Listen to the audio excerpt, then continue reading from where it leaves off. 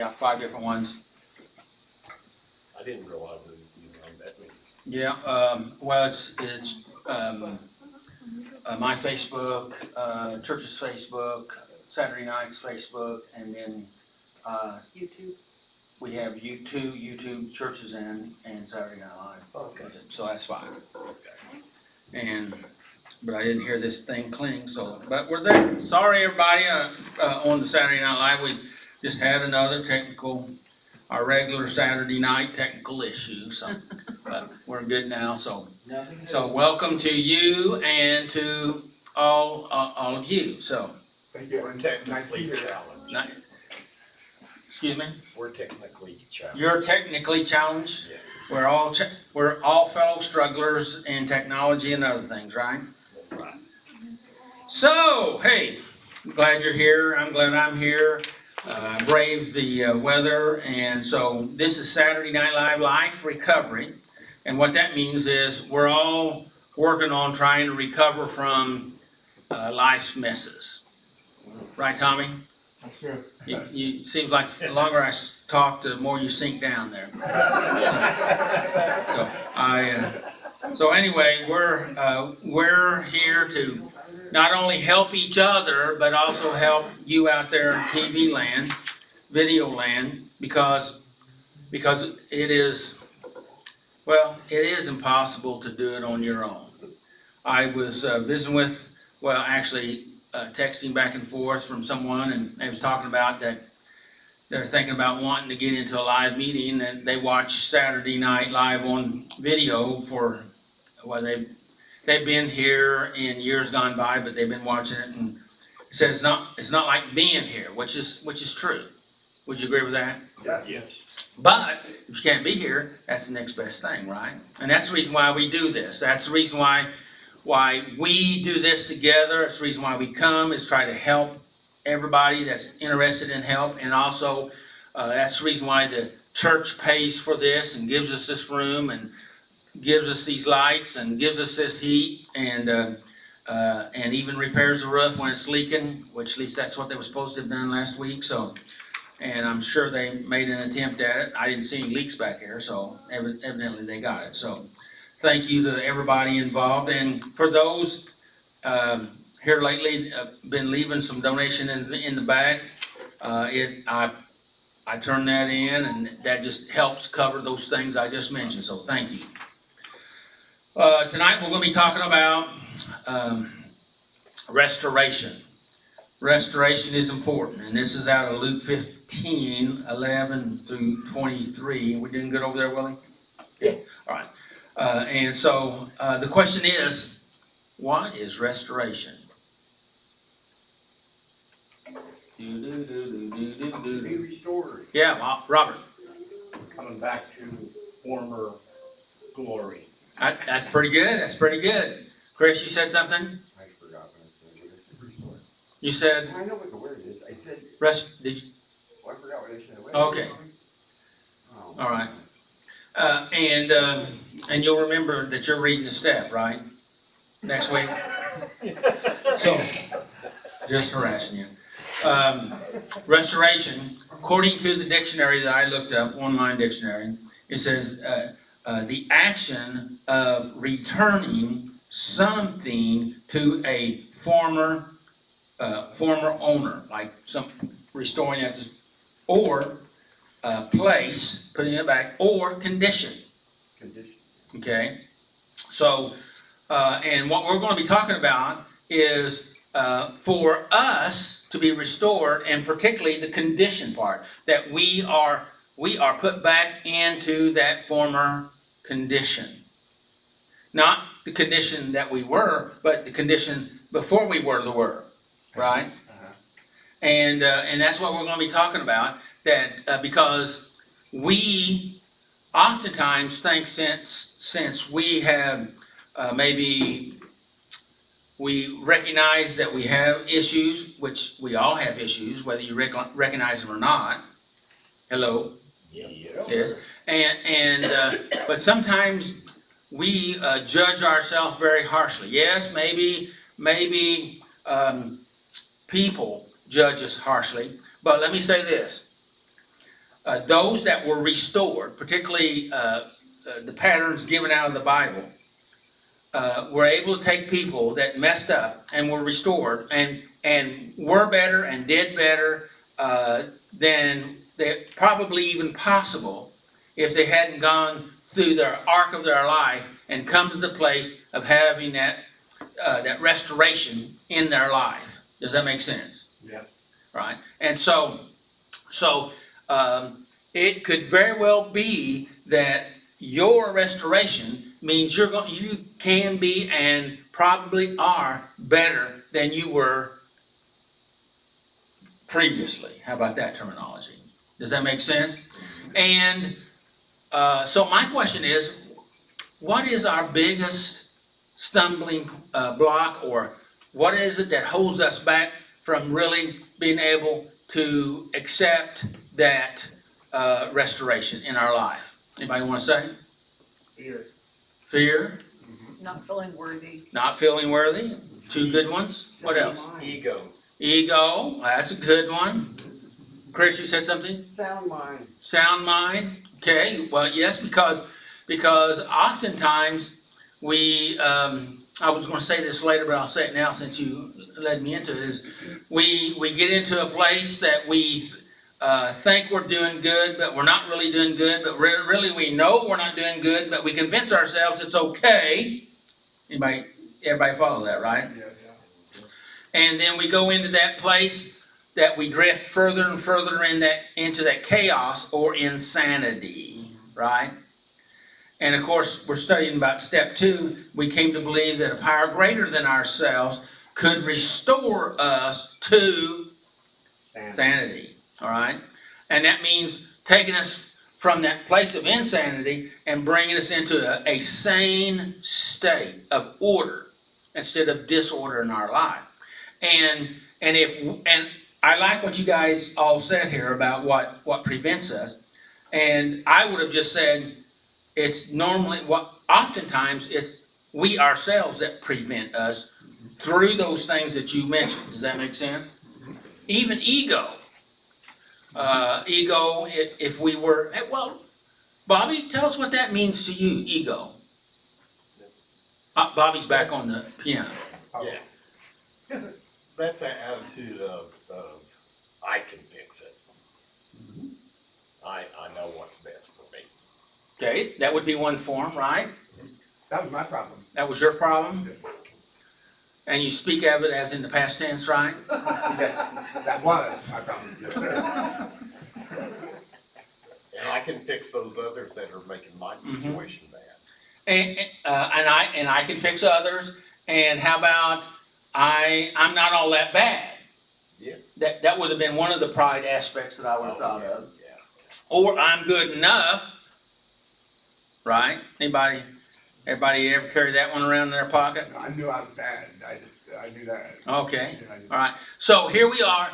We're going to be talking about getting restored, and I just want to make sure I plant the thought that it's not the people out there, okay? It's not the people in here. It's not the people anywhere. It's the people that's living inside your head, which is primarily you. Your self-critic, right? Does that make sense? That prevents us, because we have been given reconciliation, and all we have to do is be willing to accept that. We talked a lot about that last week, and tonight we're talking about coming to that place, recognizing that there's a power greater than ourselves. I have this for later, but I'm going to go ahead and jump in now, and that is Einstein. Anybody familiar with the quote? Einstein said, "You can't solve a problem with the same mind that created it." All right? That's good. All right? And what we're talking about here, the same mind that created this insanity, okay, is not capable of creating sanity. All right? So you're going to have a power greater than yourself, or which is greater than ourselves, and or maybe in a sane spot to help us get to that place. to bring us into a place of emotional order instead of emotional disorder. What do you think about that? You like that? Okay, all right. Well, I'll just stop right there and we'll start on the scripture. Oh, no, we're gonna listen to some music, right? Sure. I think that's the second week in a row you forgot about us. I remembered quick, didn't I? You So, hey, quit arguing with me and come on down.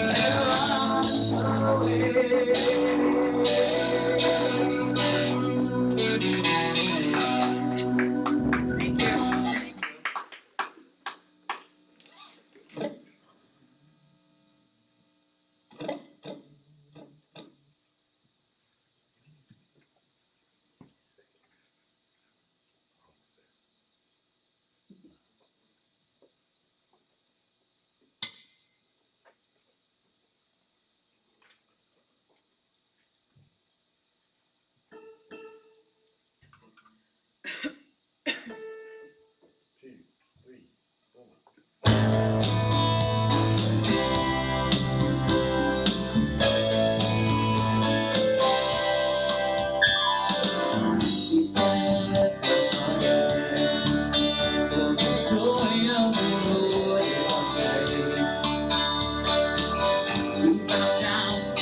Worship Him now, how great, how awesome is He. Together we sing, everyone sing.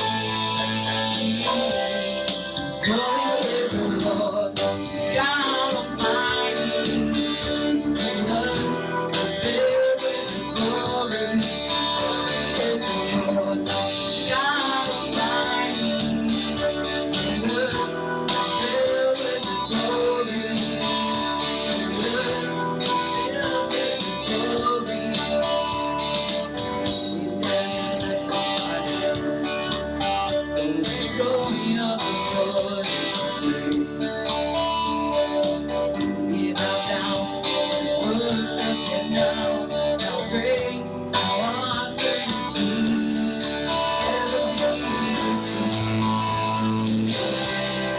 Everyone sing, everyone sing.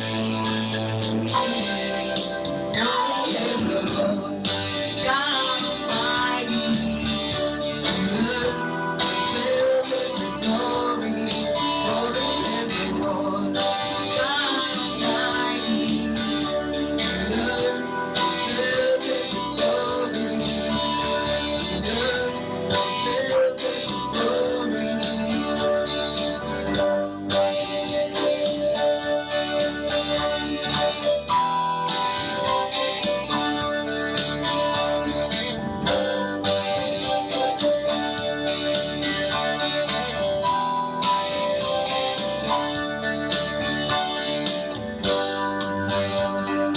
All around us, down above, the world went down and it's rising up. All around us, down above, the world went down.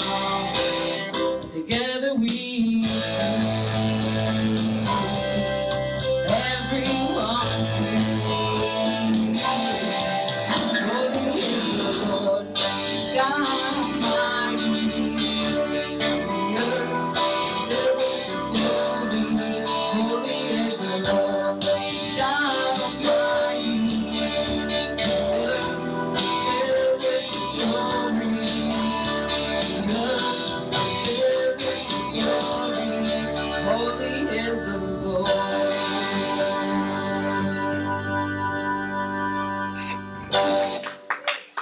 Thank you. Did you guys enjoy this week? Like this week, this fake summer has been amazing. What'd you call it? A fake summer, fake spring, Indian summer is nice, Indian summer. except when it goes back to winter.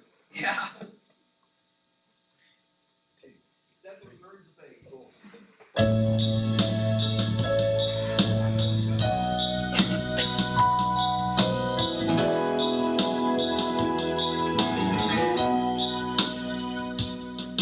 The splendor of the King,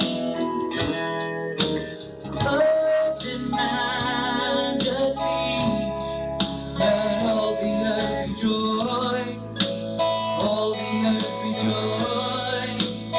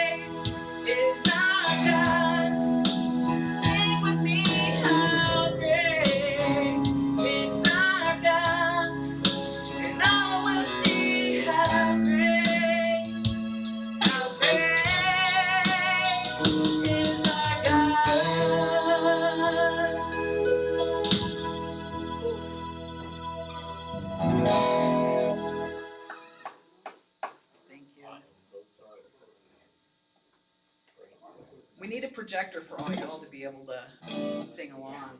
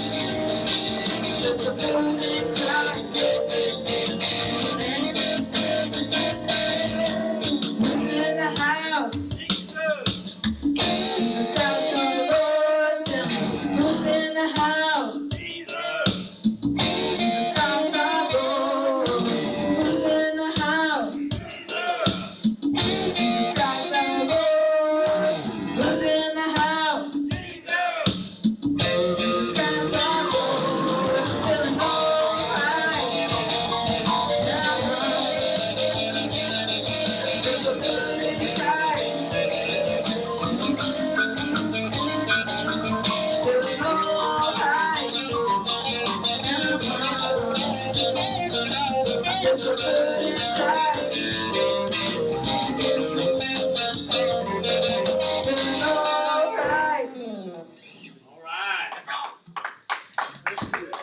That's good. Thank you guys. That's a fun song. Feeling good, crowd? Yes.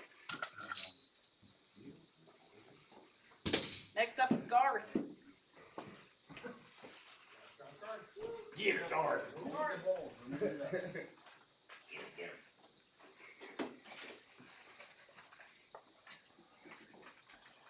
Need Garth to get up there and sing, but got friends in low places. Oh, wrong Garth. Wait a minute.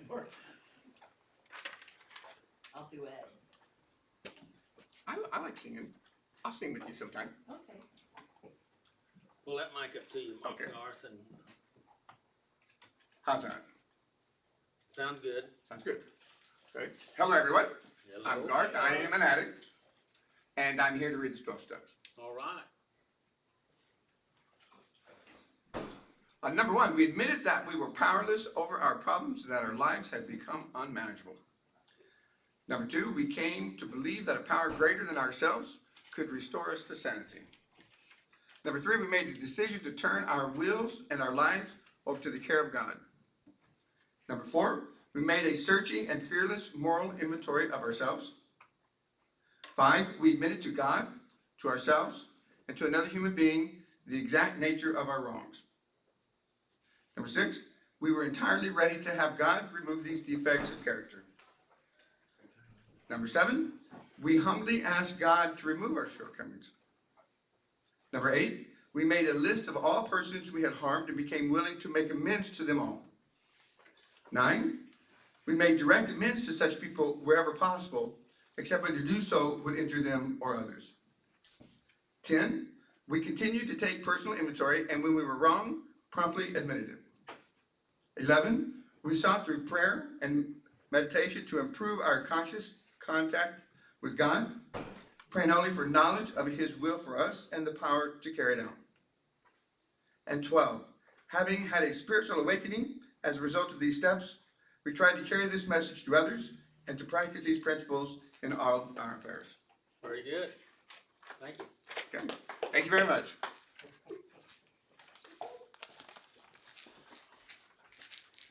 Was there anybody that needed any bracelets tonight? When you go. I don't think so. Okay, all right. I just gonna have you do it, Tommy, but since, Alright. No one needs a bracelet?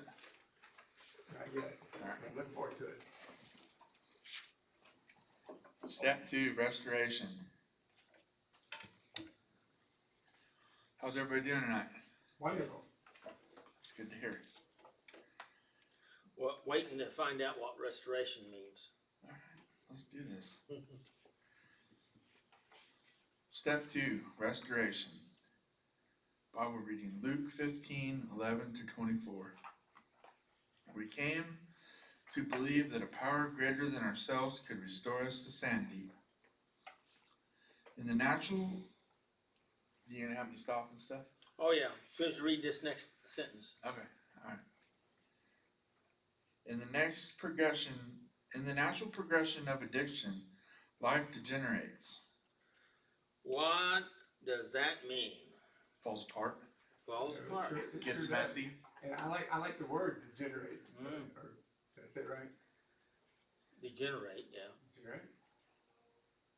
Yeah, I don't know, I just like the word, and describe that, 'cause, What does that mean to you, Garth? I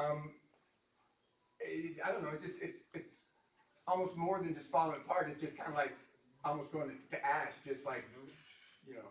I was thinking that, like Like how, Yeah. Going to dust, right? how plastic gets old and then it just turns like, Yeah. Yeah, Just, yeah. degenerate. Go back to its original elements. Or some might say turn to crab. Too much? too much. Okay, and was there anything else you wanted to expound on that? No. Well, read that. Let me read it sentence. again. Yeah, read that sentence again. In the natural progression of addiction, Oh, wait a minute, what does that mean?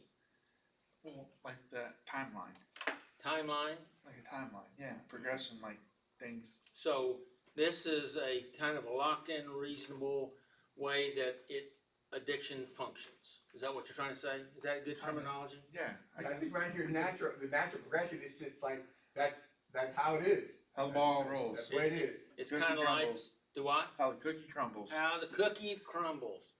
Because the cookie's going to crumble, and so therefore the system is how it does that, and it does it similar or the same way every time. Yeah. So read that sentence again. In the natural progression of addiction, life degenerates. So what does that mean?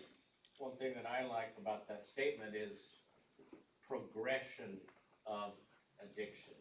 It's good. And in my own experience, it may have started out pretty small, but boy, it progressed to where it was big. And in mine, it didn't stop progressing, you know? It just, like, when I thought it could get any worse, it just seemed like something else happened that would, you know, degenerate me more. Yeah. Read that statement one more time. In the natural progression of addiction. Wait a minute, that's too fast. Oh, too fast. In the natural progression of addiction, life degenerates. It sure does. I forgot your name. Mitch. Mitch. I was going to guess Mitch, but I don't like to guess if I'm not sure, because then I always remember the one that I'm wrong. So Mitch, did you have a thought on that? Yeah, I'll say something about that.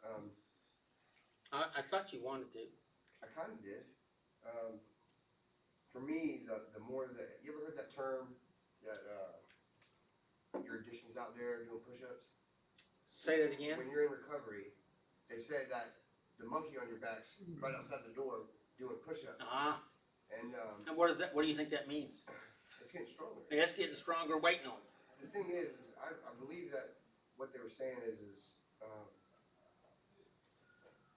as your addiction grows, the more, I mean, for me, it's like, the more I did it, the more I had to have, which in turn, you know, made my life and my social interactions with other people decline in such a way where it was unacceptable to live among the rest of society, you know, because you're doing things you shouldn't be doing, you know? And that's in life in general. For me, the way I've looked at it my whole life is that, or my adult life, I should say, actually since I turned 40, I figure that if I'm not growing forward, then I'm either stagnant or going backwards. And that's in life, in addiction, in anything that I've ever done in my life, in the 43 years that I've been here. If I'm doing negative, then I attract negative energy, and that's what I get, is a bunch of negative in everything I do. It's good. Yeah. Thanks for letting me share. Well, Thank you. you're not done yet. You just started, buddy. All right. But you don't have to say anything you don't want to say, of course. No, I'm cool with it. But you made me think of something, and you made a reference to our addiction growing. So for something to grow, then it's got to feed on something. Oh, yeah. So what is it feeding on? Everything. Like? My addiction feeds off of everything. I mean, it feeds off my relationships with other people. It feeds off my physical, materialistic stuff. I mean, it feeds off everything that I am. I mean, it basically destroys me. Multiple times I've destroyed my life over and over and over and over again, thinking that this time I'd have it beat or this time it'd be better. But every time I went back out there, it's always out there waiting for me, and it's always out there stronger than it was before. And that's because it's been feeding on stuff. That's because it's been holding me hostage. Taking everything from me. And when something feeds on something, it's drawing strength from what it's feeding on, right? Right. And the stronger you are, the more that it grasps. And so when it's feeding on you, drawing strength from you, then that means it's weakening whatever it's feeding on. Would you agree with that? Yeah, absolutely. And would that be this terminology that they're talking about? Yeah. This deterioration? It's what it's feeding on is destroying or deteriorating whatever it's feeding on, which is everything according to Mitch. It is. Which is, I won't disagree with that.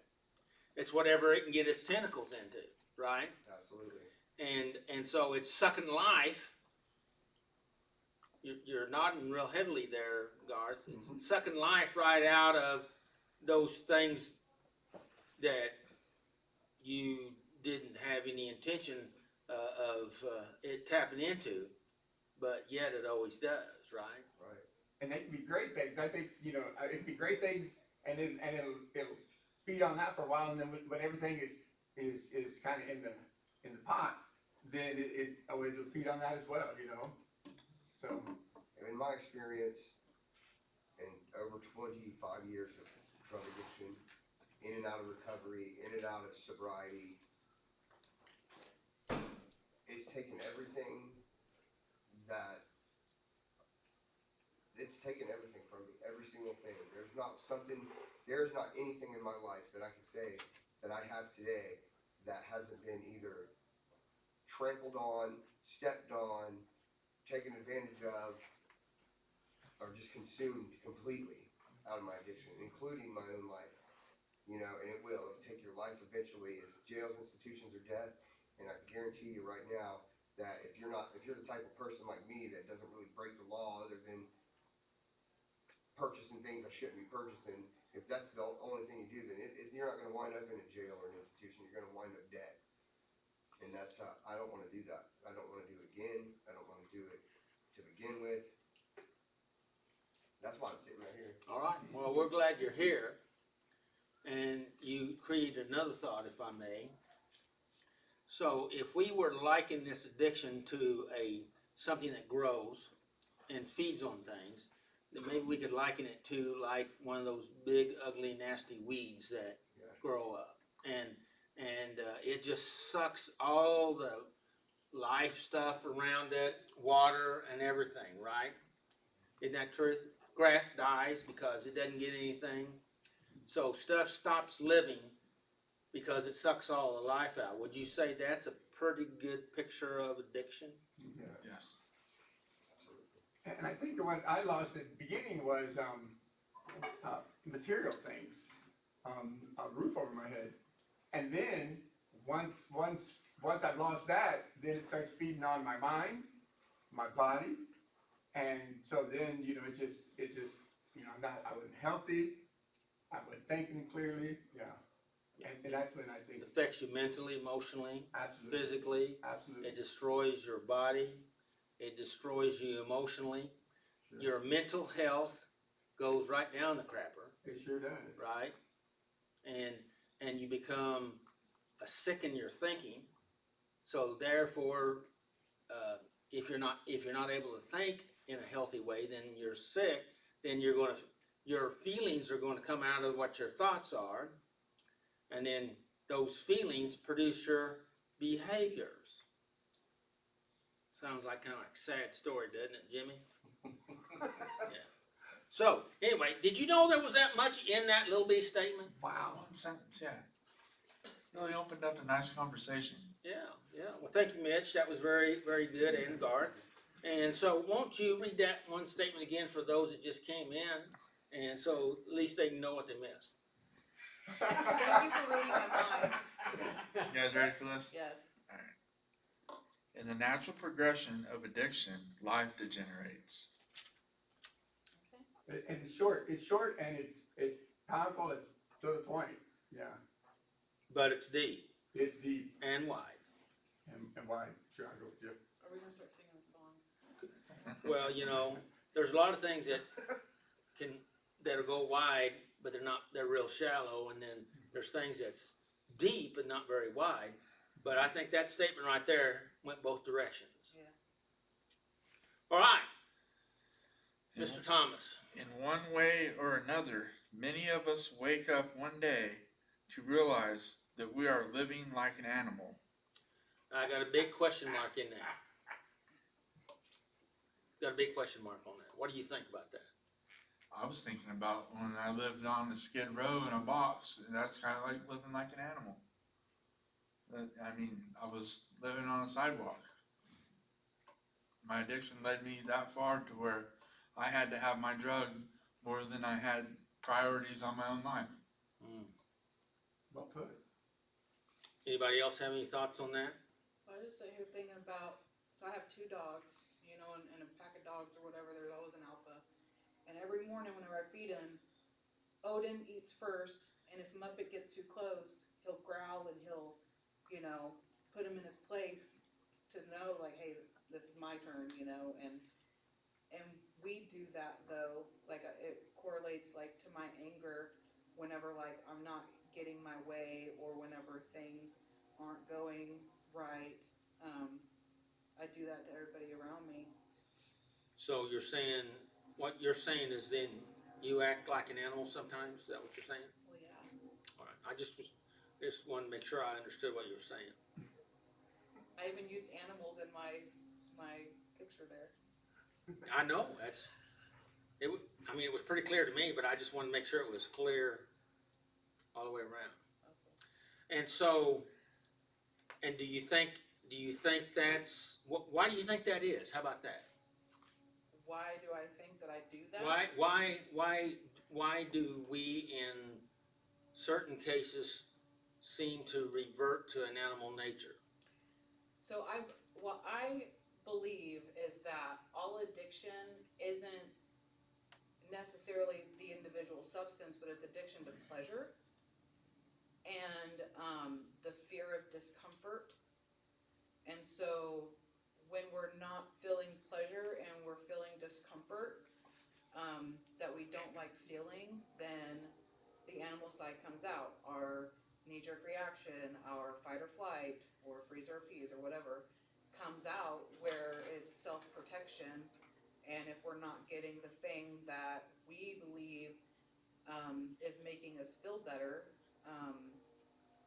then we need to guard ourselves, because some of us, I know for me, drinking was a form of protection in the situation whenever I started drinking heavily. And explain that. So I was in a No, you don't have to tell the story, but explain how drinking was a form of protection. so that I could mentally check out of the domestic violence. Okay, all right. So let's go back to this statement here where he's talking about that we can we'll use degenerate. We'll pull degenerate. We degenerate back into acting like or living like an animal. That's the last part of that statement. Is that right, Tommy? Yes. And so how is our natural progression of addiction cause us to degenerate back into living like an animal? Or does it? Can it? Yes, we can.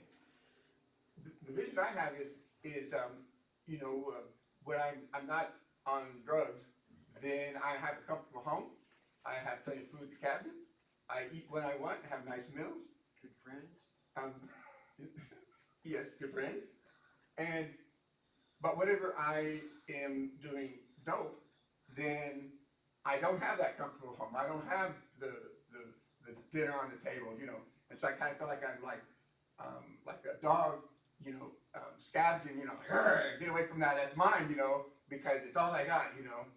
So that's the vision I have. Well, that's a pretty good picture, which is lines up with what Vanessa was saying there about her dogs and her life, and also Tommy talking about living in a box, right?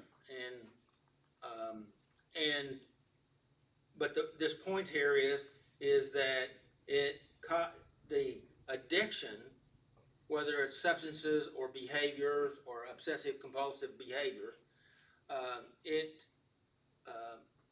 degenerates us to, would it be right to say, cause us to behave in such a manner that is beneath a human threshold? Yes. Would you buy that? Yes. And is that, what do you think about that? It's not what God intended. No. He wants, that's why he created us to dominion over all the animals of the earth. Right. So if we allow ourselves to degenerate to that point where we're just like the animals, then Part of the pack. we're not pleasing God for sure. Now, just remember what our topic is here, because we're talking a lot about that degeneration state, but we're talking about, our overall topic is about restoration, okay? So,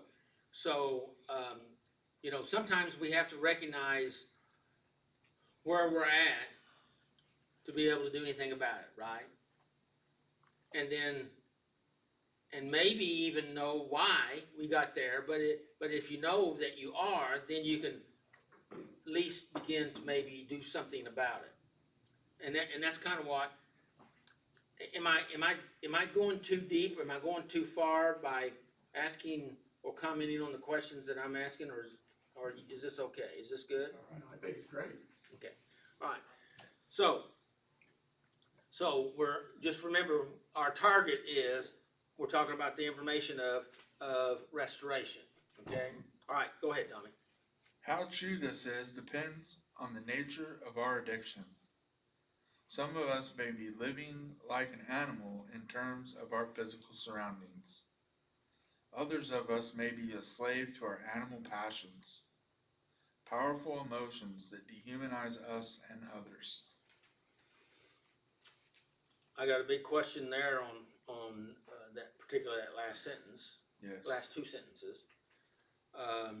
And that's what I was talking about, was that dehumanize. So why is it you think that obsessive compulsive behaviors and substances cause us to, or affect us in that dehumanizing way? So I was sitting here thinking about, is it Pavlov that does the bell and then gives a reward? So he has like the reward punishment. Yeah, dogs, primarily for dogs. But we can be, I mean, we're trained the same way. Absolutely. And so, and we do that to ourselves, you know, like our reward is our substance for enduring the pain. We don't want to feel the pain, but we definitely don't want to feel the pain of change, because at least this pain I know, Mm-hmm. you know, so I know that if I go through this, I'll get this reward.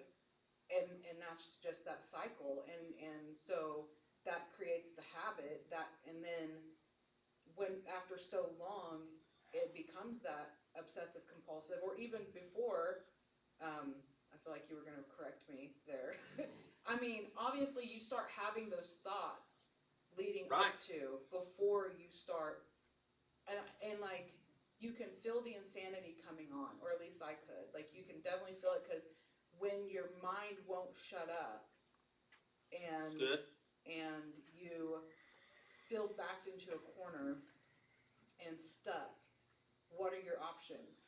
Leave, but sometimes that's easier said than done, is in certain situations, Sure. you know, or mentally leave, Yes. you know. Pull the blinds on your Right. mind and go dark. Yeah. And psychology calls that Disassociating. disassociating. Yes, thank you. Very good.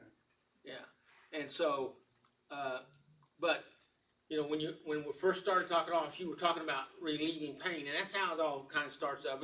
It's trying to numb, trying to fix, trying to help us fix a problem, and we try to cope with it, cope with the issue with something, some sort of behavior or substance, and so and it seems to work, and so it helped there for a while until it doesn't.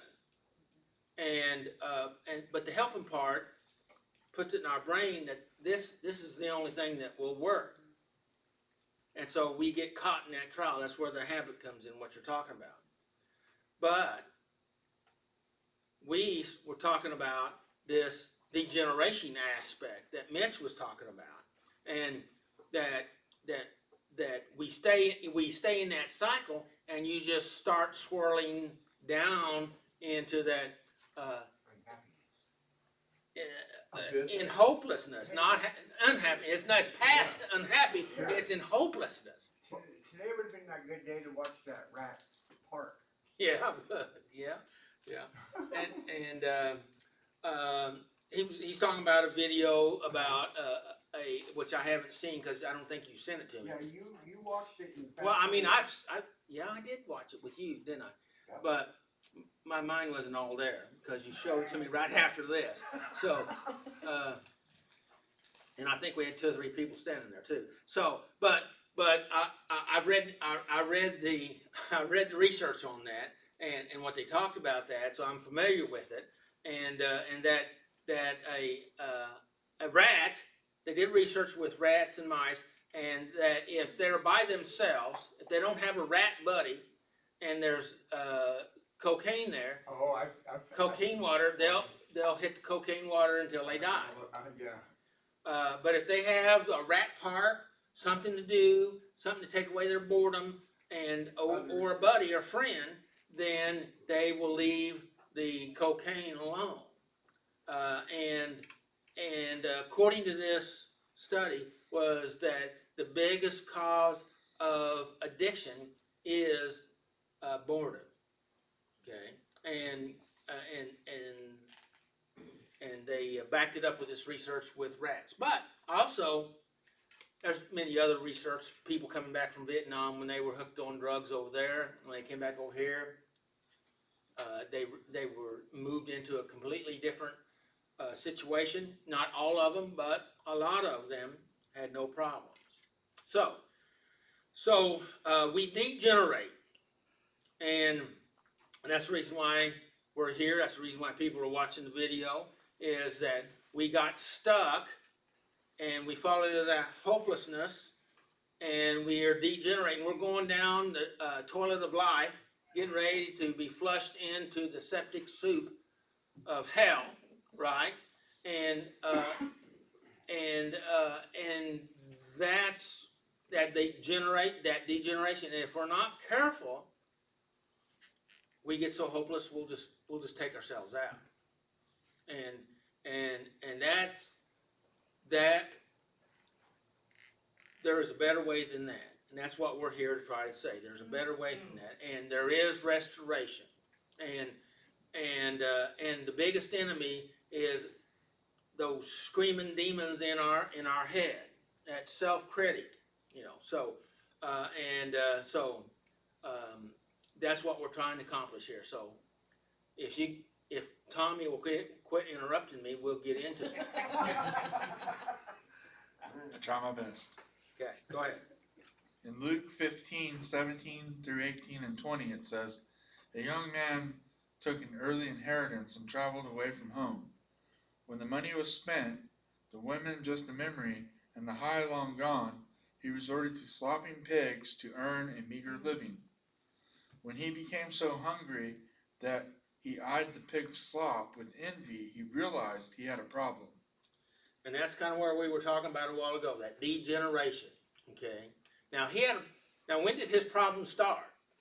Long before the pigs. Well, long before the pigs, and long before he got told his dad, "I wish you were Dad. I want my inheritance," which he didn't use those words, but basically he did, because you don't get inheritance until your parents dead, right? And so basically he said, I don't want to wait till you're dead, so I wish you were dead so I could have my money and go. And his dad said, okay. So I'd say there may have been a problem somewhere in that area, wouldn't you say? Yes. And so there was a problem, and then your last statement was, He's so hungry that he eyed the pig's slop with envy. the last one. He realized he had a problem. He realized he had a problem. Go ahead. When he finally came to his senses, he said to himself, "At home even the hired servants have food enough to spare, and here I'm dying of hunger. I will go home to my father." So he returned home to his father. And while he was still a long way off, his father saw him coming. Filled with love and compassion, he ran to his son, embraced him, and kissed him. This is one of my favorite stories. Of course, I say that probably about almost all of them, right? But this is one of them. And because I remember the day that I understood what this story was, and somehow was able to receive God's love in a way that I hadn't before, even though I'd been a Christian for a long time, because of some of that I was talking about earlier, self-rejection, which I didn't use that term, but that's what it was. And so he was out there, and he finally came to himself. He went from a completely insane state, and he started making a shift, and he started seeing things, and then he realized, what? Where am I at? What am I doing? It really don't have to be this way. The servants, the people that work for my dad, have plenty to eat. Maybe I can just go back home and get a job. Maybe he'd still like me enough to give me a job.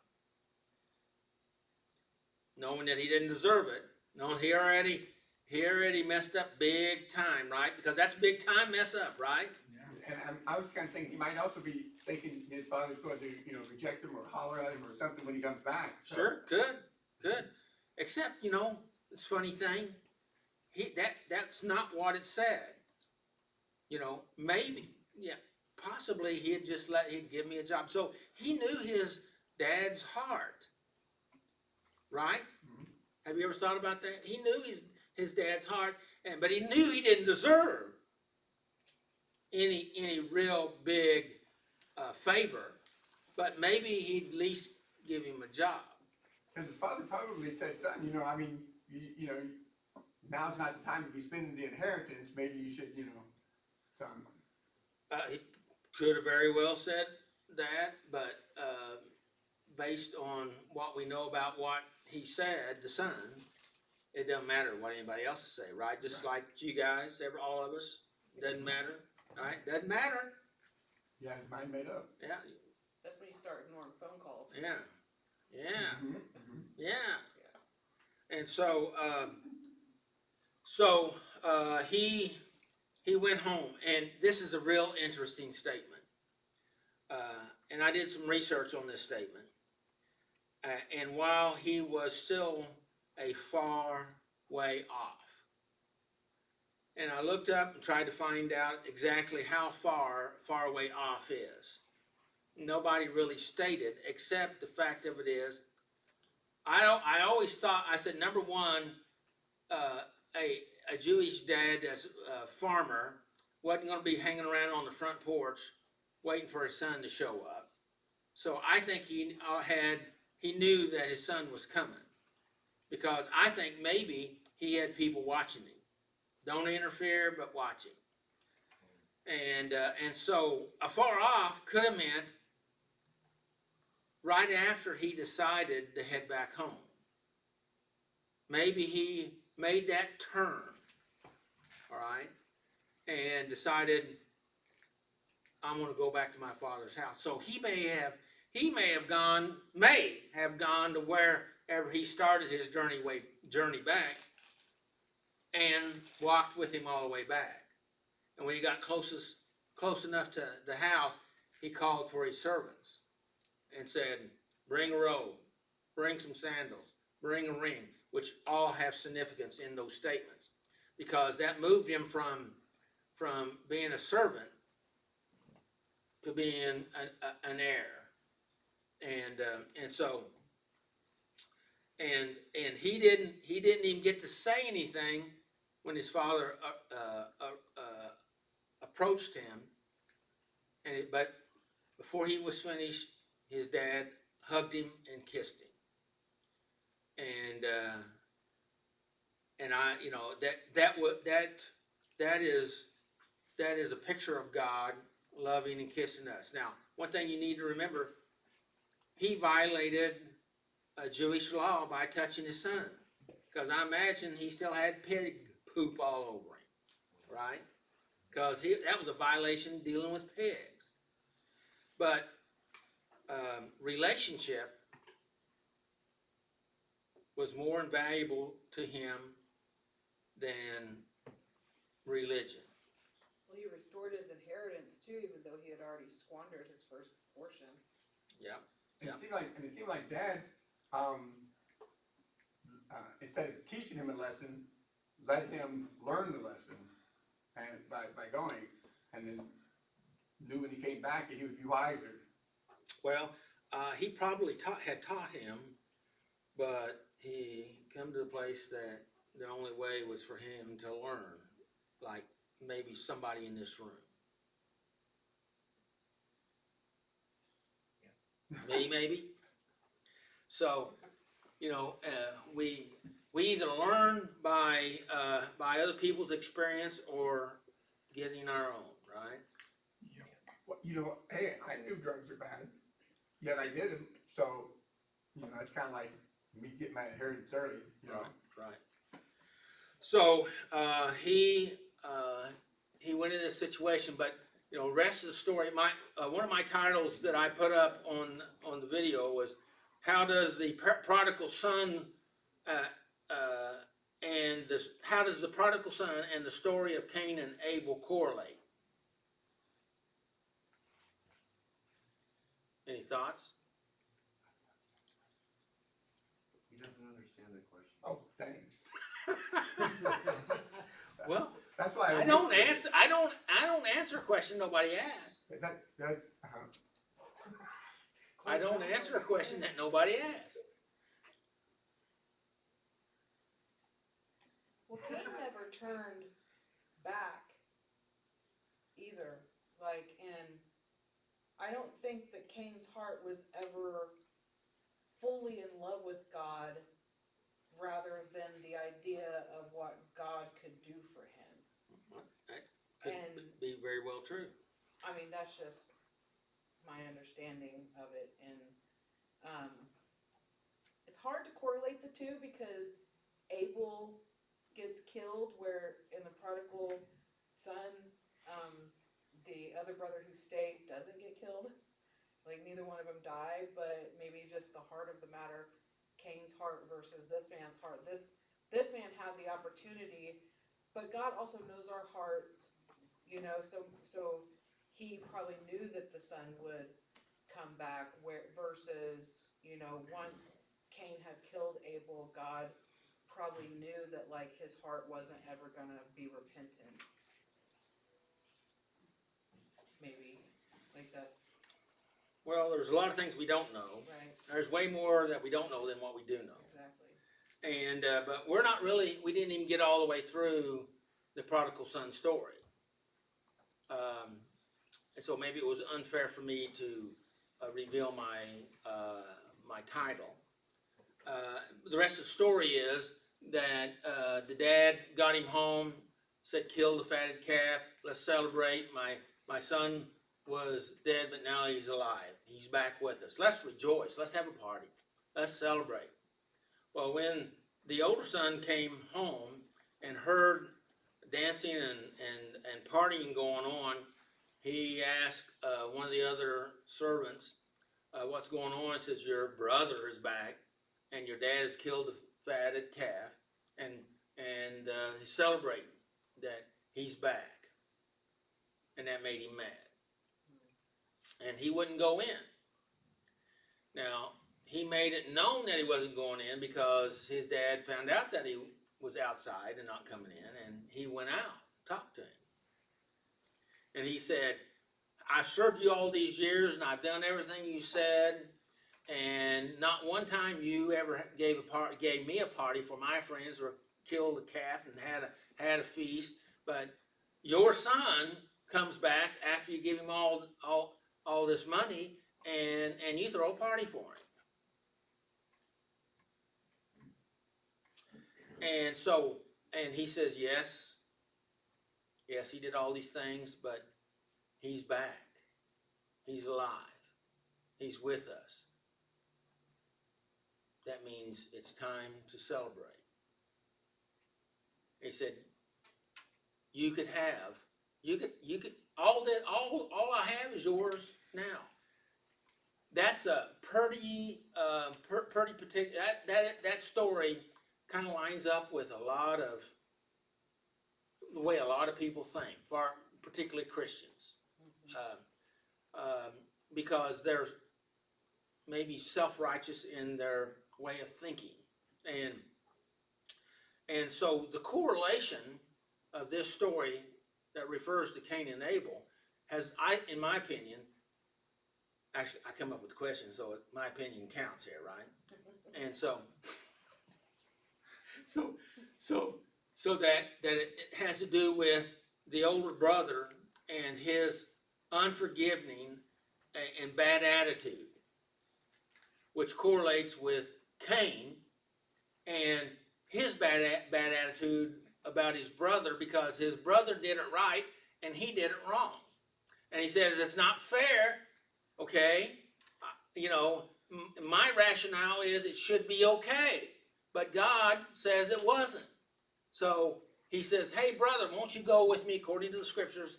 Won't we go out in the field and work? He invites him to go out with him in the field. Cain does. And while he has him out in the field, he kills him. Oh.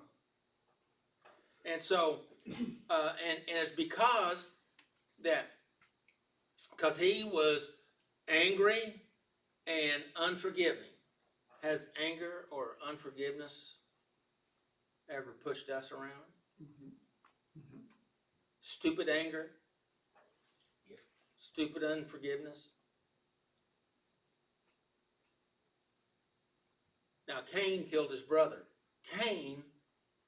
His brother did it right. And I think Cain, that's what he wanted to do, is do it right. But when you have that type of attitude, you probably know somebody that's this way, that it makes you mad that they're doing it right and you didn't do it right. You know somebody that way? Anybody? But But if you read the scriptures, it doesn't, at face value, it's really hard to understand what Cain did wrong. yeah, because there's not very much there. Right, and even in the prodigal son, it's hard to understand what the son who stayed did wrong. Right. But it was their response to what had happened that was what was wrong.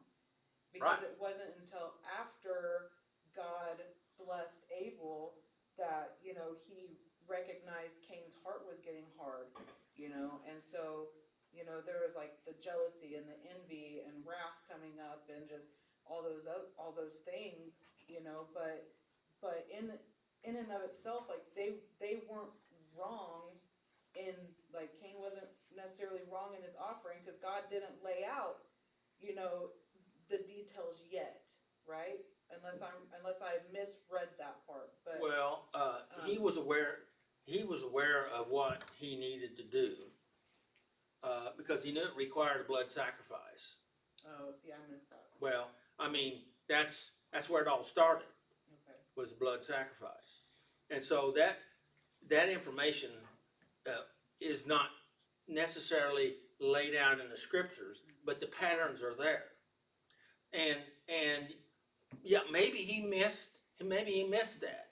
But see, the issue is, a while ago when I said, we talked about the problem, he recognized he had a problem, and we backed it up to where we don't know where the problem started. We're talking about the prodigal son.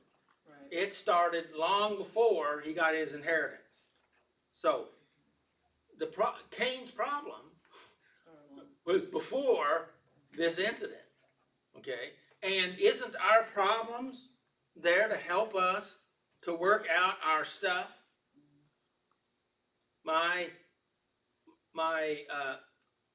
One of the things that I really liked earlier in my life was this statement, and I don't know who said it, but it was the little dictators and tyrants in my life are my best teachers. Want me to say that again? Yes. The little dictators and tyrants in my life are my best teachers, and because they're able to poke on things that I have hanging out that need to be addressed in my own life. Because people that poke at you, they poke enough until they find the soft spots, right? Yeah. And so just because he made a mistake and that wasn't accepted, doesn't mean that it was forever. But with his attitude, he decided maybe I can reshuffle the deck and get rid. Maybe he thought this, or maybe he could. Maybe he didn't even think. Maybe he was in such an insane state. I'll just kill my brother. Yeah. Okay. Now the prodigal son's brother just got so mad that I'll just stay outside and throw a temper tantrum. And so, because hey, I've always been right, and he's always been a screw up, and he gets a party. Well, that sounds like that's kind of unfair. But the fact of it is, he's back. He's here. He's alive. Isn't that worth celebrating? Well, I can't celebrate that because I'm mad. Does that sound like real life? So that's what we're talking about. Some of that degeneration, okay? And relationship, and you can't have relationship without forgiveness. I agree. All right, and so a core erosion in our life is not having that forgiveness, and that unforgiveness happened before his brother left, and maybe his older brother and what was going on there, we don't know, but hey, we know people and we know patterns, right?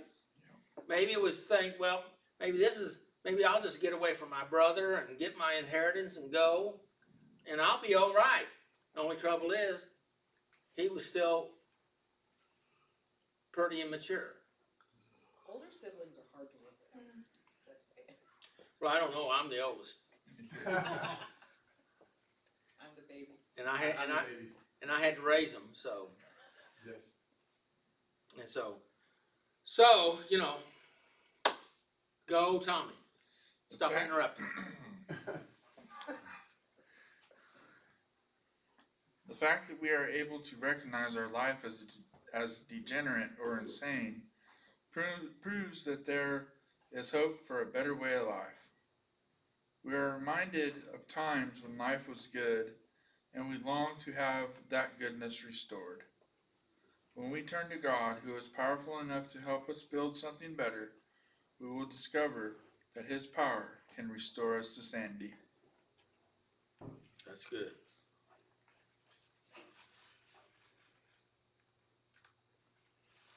I believe it. Yes, I believe it. Because as a part of my life, restoring me back to sanity. I enjoy being able to think clearly, more clearly today than I did in my addiction.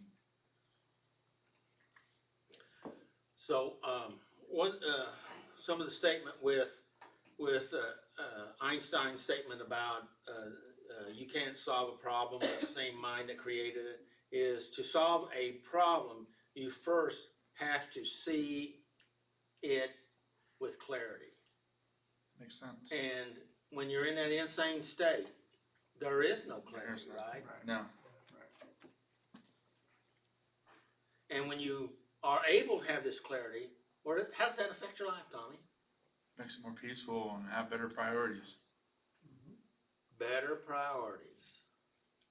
Yeah. So what? You just got better priorities. What does that mean? I live better. I make better choices. Oh, so then you make better choices. Yes. You have better priorities and you make better choices. Yes. So you take action on those priorities Yes. because they're better. And I learn from my mistakes when I have mistakes, because it's easier not to just run to the addiction when I have a problem. Yeah. But there's a time when we do run to the addiction. Yes, there is a time. Yeah. And that's insanity. Yes. Would you say that again, please?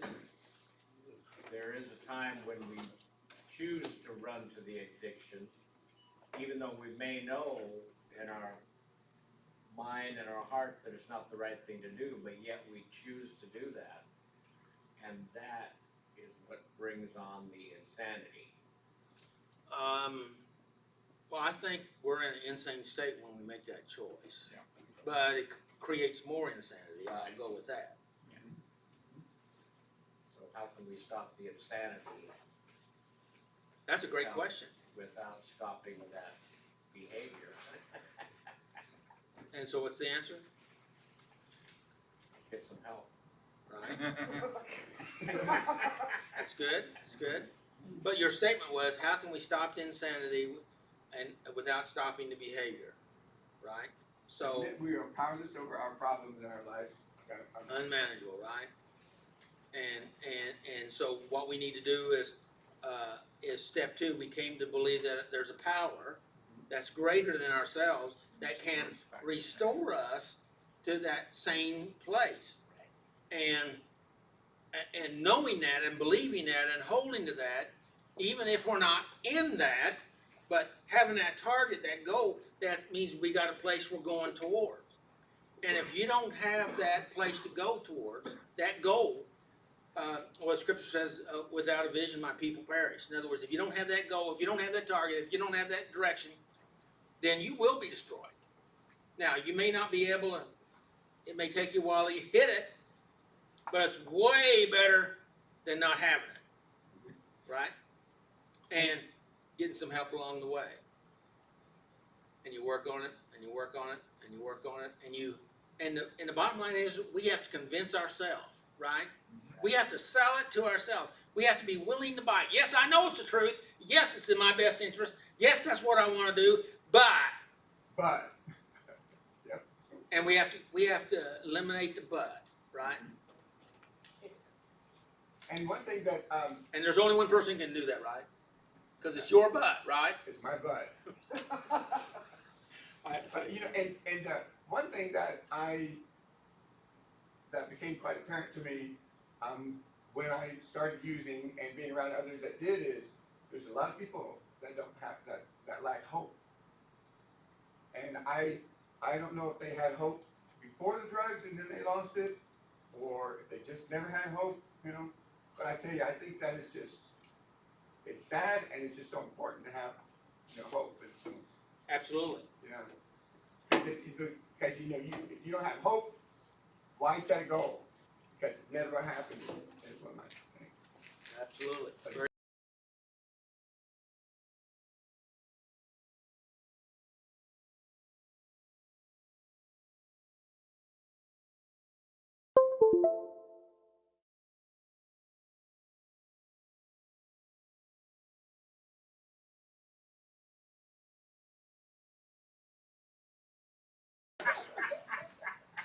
So, the first question is, how have my compulsions and addictions led me to compromise my values, convictions, and principles? Well, the first thing is, like, I had to admit, like, I had way more addictions than just alcohol or substances, you know. I think the core of it was possibly codependency, or like extreme enmeshment in relationships where like I had no identity. Cool thing in therapy, has anybody ever done like a value sorting cards where like you identify what your core values are? Okay, I'm gonna take that as a no. After about 7 years into therapy, we got to that part. And so my core values were self-awareness, spirituality, genuinely or being genuine, and growth. And so how has my compulsions and addictions led me to compromise my values? Well, whenever I'm hiding, you know, almost everybody I've been with has been an addict, you know, even before like I started drinking and or other things, like so I would keep their secrets, you know. And then I was the enabler and that codependent person who would enable their addiction. So now it's my secrets. So I'm no longer being genuine or honest, you know. I wasn't being self-aware because I really thought I was doing it out of love. You know, I thought I was being unconditionally or unconditional love, you know, so I wasn't self-aware of what was going on, which then the growth and the spirituality plummets as well, because now I'm living in a lie and deception, and I'm deceiving myself and lying to myself. So that's where it starts in a lot of the relationships, and then it's not too long that I start following suit, and start using. Um, so so that goes along with my convictions too. I hate lying. I am a horrible liar. You can ask a lot of my family members, like it's written all over my face, all over my body language, everything whenever I am lying.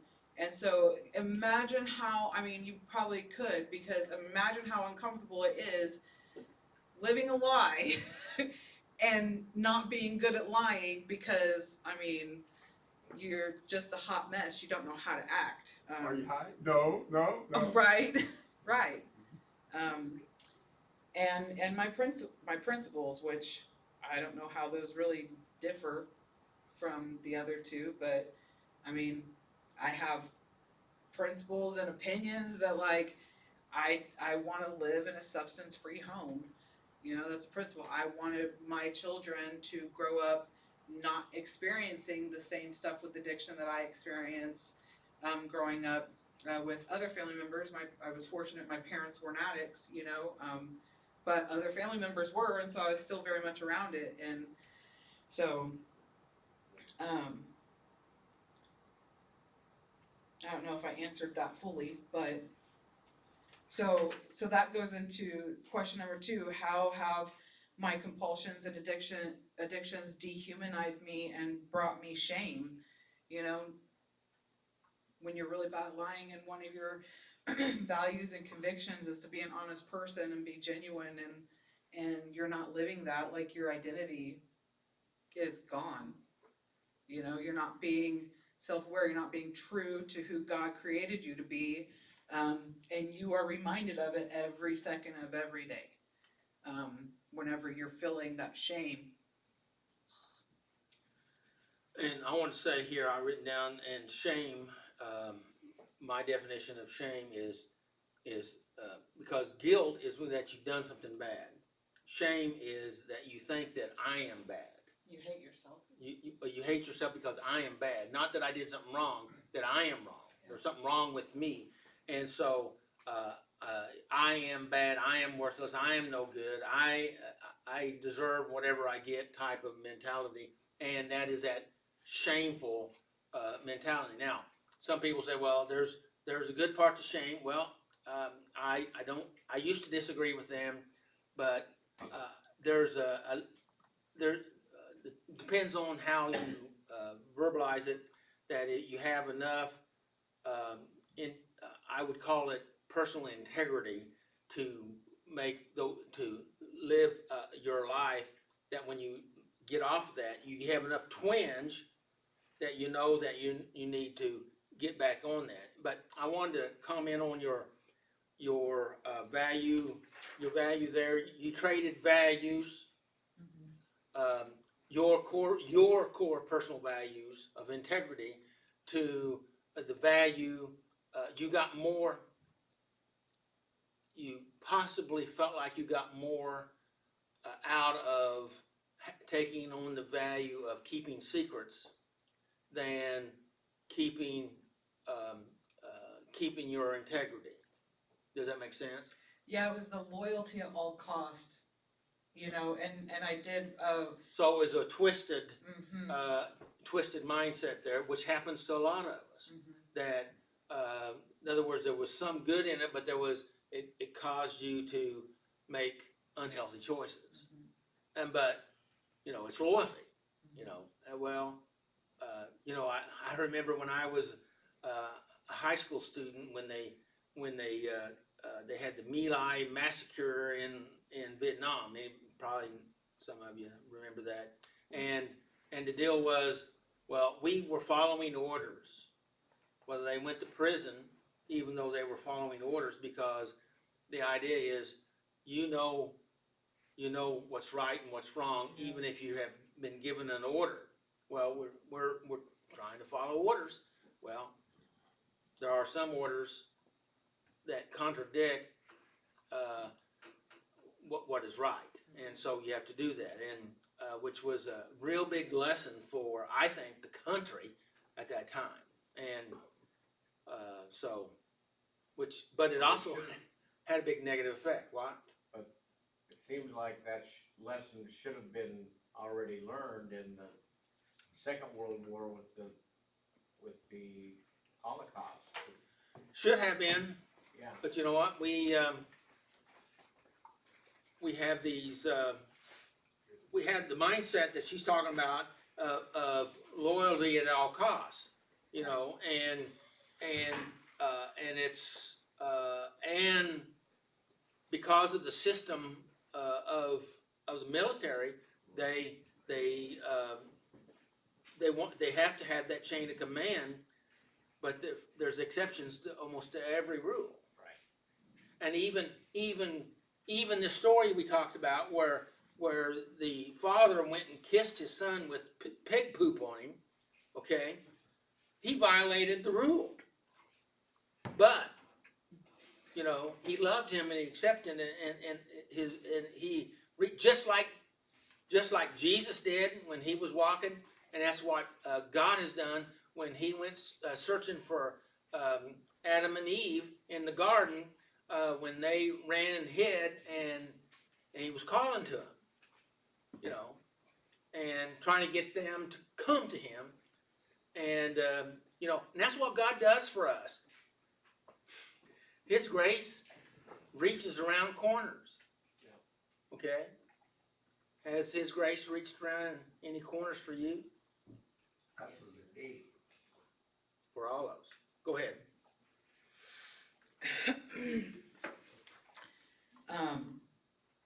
In light of how my addictions and dependencies have degraded me, am I open to a deeper level of believing that the power and forgiveness of God will restore me to sanity? It's only been within the last few years, because I had said before that this step used to really piss me off, because if there's a higher power greater than myself who can restore me back to sanity, and I feel like I had never been sane, what could he restore me back to? You know, and that was my question. So I felt whenever I first did this stuff, I'm like, man, I'm hopeless, because you could ask my family, like, I am crazy. I was the crazy one. And anyway, so ask it, how I got to where I could work this step is, okay, if I'm insane, and I know what the definition of insane is, because you can't look up the definition of sanity and get anything. It says the act of being sane. Oh, wish I would have thought of that, you know, so it doesn't really tell you what sanity is. And so if insanity is doing the same thing over and over again, then sanity must mean to do something different. Well, it's not just doing it over and over again and expecting different results. There you go. And so sanity must be do something different. And so in those areas where God was gracious enough to show me, hey, this is a character flaw of yours, okay, what would be the opposite of this? Because I had to go with what's the opposite of this, not just something different, because I've had those patterns too. It's like, okay, well, this is different. And I go from like blue to teal, you know, like that much difference. But no, I had to go from blue to orange. You know, you get what I'm saying? Like, it had to be the complete opposite. So like, instead of me punching you because you make me mad, maybe I should walk away. Because that's the complete opposite, versus instead of me punching you, I'm going to kick you, you know?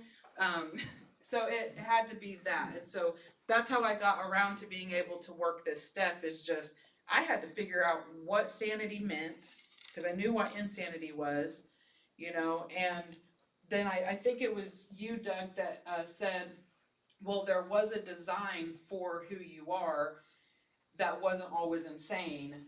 Right. And so I had to come to believe that, okay, whatever sanity was there in the womb, you know, before mom gave birth to me, then that's what I'm being restored back to while my brain was being developed, you know, or even before the age of 5. Those times I don't remember, because I can remember back to that age. And but anyway, so There's gotta be a design for me somewhere that wasn't flawed. Absolutely. And so if he's gotta go all the way back before I was the twinkle in my dad's eye to restore me back to that, then But I remember when you were struggling with that, and you probably still are to some degree. But there's a part of you that you feel it when you cross it, when you cross that sanity, controlled, regulated, emotionally regulated, peaceful place. You recognize it. You may be hard to stay there because it's so unfamiliar to us. But that's the goal, right? And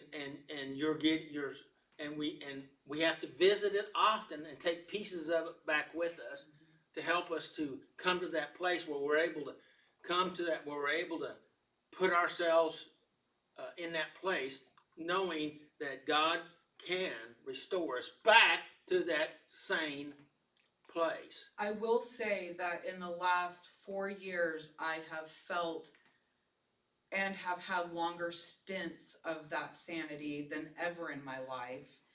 And probably because my brain didn't fully develop until I was 34, because I'm 38 now. And so, so now having tasted and seen what it is where I hadn't before, in those moments that I am dysregulating, I am quicker to squash it, and I don't stay there as long if I do get out of control. Not where in the past where it's like, oh, I'm sane right now for like last 4 hours, you know? It's months. It's months, I would say. So Congratulations. thank you. And one thing, I think this is relevant, that is, at the, in group, you know, I had heard, at the, what was I saying? I had heard about, some folks were saying that, you know, oh, I don't like change, you know, I just don't like change. And my thought is, if I don't change, I'm gonna stay an addict. So change is necessary in order to move out of that. Well, and people don't like change, Right. because we like to be comfortable in our mess, but because staying the same is painful and change is painful, but the pain of change is temporary, where the pain of staying the same, that's not gonna end unless you do something different, right? So, Well, I say it's growth. yeah. And for me, I remember thinking, and it was an interesting moment, you know, I remember thinking like, you know, okay, so I gotta stop, I just have to stop. And I started feeling scared about stopping. And I was like, why do I feel this fear of stopping? Like, never, ever, you know? Good. And then I thought, but you know something, the fear that I experienced when I was on it, of people chasing me or not having a roof over my head, that fear was way more than the fear I was having to stop it. And so, you know, I thought, well, hey, you know, it just seems to make sense. And do you know what that fear was that you were having?